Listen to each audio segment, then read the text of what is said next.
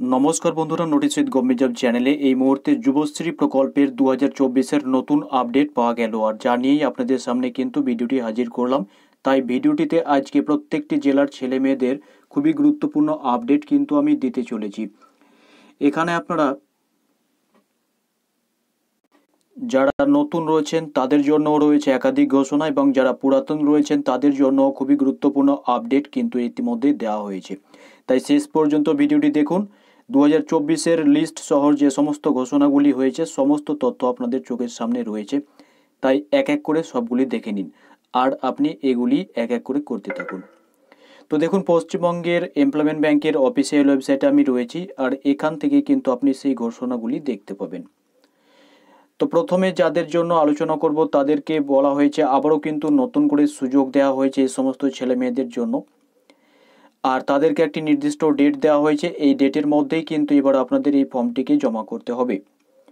তো দেখুন, 5ই ফেব্রুয়ারি থেকে শুরু করে 7ই মার্চ পর্যন্ত আপনাদেরকে এই ফর্মটি জমা করতে হবে অ্যানাক্সার 3, যদি আপনি আগে থেকে এমপ্লয়মেন্ট ব্যাংকে টাকা পাচ্ছেন। তা না হলে আপনি কিন্তু আর টাকা পাবেন না, আপনার টাকা বন্ধ হয়ে যাবে।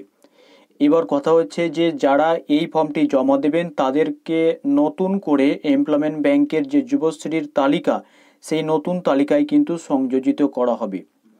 তো বুঝতেই পারছেন, নতুন তালিকা 2024-এ যদি আপনি নাম উঠাতে চান এবং টাকা নিতে চান, তাহলে কিন্তু অবশ্যই আপনাকে এই ফর্মটি এই তারিখের মধ্যে সাবমিট করতে হবে।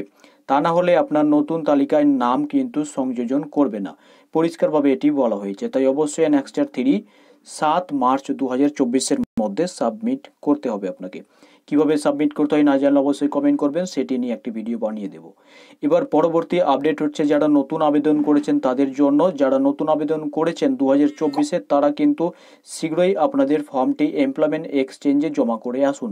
যারা জমা এখনো পর্যন্ত করেননি তারা অবশ্যই জমা করে আসুন। আপনাদের একটি পাসওয়ার্ড দেবে, আর সেই পাসওয়ার্ডটি ভালোভাবে রেখে দেবেন, যাতে করে আপনারা পরবর্তী সময়ে সেই পাসওয়ার্ডটি দিয়ে লগ ইন করে আপনাদের আপডেট স্ট্যাটাস দেখতে পারেন।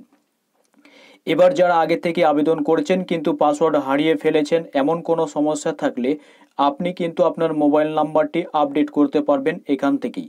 তার জন্য কিছু করতে হবে না, শুধুমাত্র আপনাকে যেতে হবে আপনার নিকটবর্তী এমপ্লয়মেন্ট এক্সচেঞ্জ অফিসে, আর সেখানে গিয়ে তাদেরকে বললেই আপনাকে সেখানে একটি দরখাস্ত লিখতে হবে। আর দরখাস্তের সাথে আপনাকে দিতে হবে আপনার যে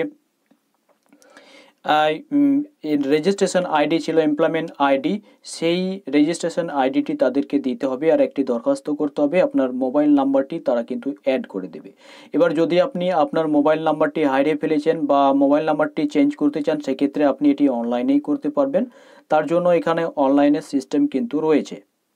আর অনলাইনে আপডেট করার জন্য আপনাকে যেটি করতে হবে, এমপ্লয়মেন্ট ব্যাংকের নথিভুক্ত সকল কর্মপ্রার্থীকে অনুরোধ করা হচ্ছে যে এমপ্লয়মেন্ট ব্যাংকের প্রোফাইলে যে মোবাইল নম্বর দেওয়া আছে সেটি যদি পরিবর্তিত হয়, তাহলে অবিলম্বে নিজের এমপ্লয়মেন্ট ব্যাংকের প্রোফাইলে লগ ইন করে বর্তমান মোবাইল নম্বরটি আপডেট করে নেওয়ার জন্য কিন্তু এখানে বলা হচ্ছে। আপনি কিন্তু আপনার প্রোফাইলে লগ ইন করার জন্য আপনার যে পাসওয়ার্ড সেটি কিন্তু দরকার হবে, আর আপনার যে রেজিস্ট্রেশন সেটি দরকার হবে, আইডিটি। তবে আপনি যদি পাসওয়ার্ড ভুলে গিয়ে থাকেন, সেক্ষেত্রে আপনাকে এমপ্লয়মেন্ট এক্সচেঞ্জে যোগাযোগ করতে হবে। আর যদি আপনি পাসওয়ার্ড রয়েছে আপনার কাছে, মোবাইল নাম্বারটিও রয়েছে, রেজিস্ট্রেশন আইডিও রয়েছে, সেই ক্ষেত্রে আপনি অনলাইনে লগ ইন করে এই কাজটি করে নিতে পারবেন। তো এই ছিল আজকের ছোট্ট আপডেট। যদি ভালো লাগে লাইক করবেন, আর 2024-এর তালিকায় নাম তুলতে হলে অবশ্যই আপনি অ্যানাক্সারটি সাবমিট করুন।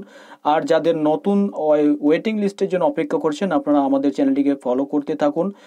নতুন ওয়েটিং লিস্ট যখনই 2024-এর প্রকাশিত হবে, তখন কিন্তু আপনারা পেয়ে যাবেন আমাদের এই চ্যানেল থেকেই। তাই অবশ্যই চ্যানেলটিকে ফলো করে থাকুন, সাবস্ক্রাইব করে রাখুন। ধন্যবাদ সাথে থাকার জন্য। এছাড়া এই যুবশ্রী প্রকল্প সম্পর্কিত যদি আপনাদের কোনো রকম কিছু জিজ্ঞাসা থাকে, সেক্ষেত্রে আপনারা এই যে নাম্বারটি দেখতে পাচ্ছেন, এই নাম্বারে আপনারা কিন্তু যোগাযোগ করতে পারবেন। সোমবার থেকে শুক্রবার পর্যন্ত অফিস টাইমের মধ্যে ফোন করলে আপনাকে কিন্তু এই নাম্বারে অবশ্যই সাহায্য করবে।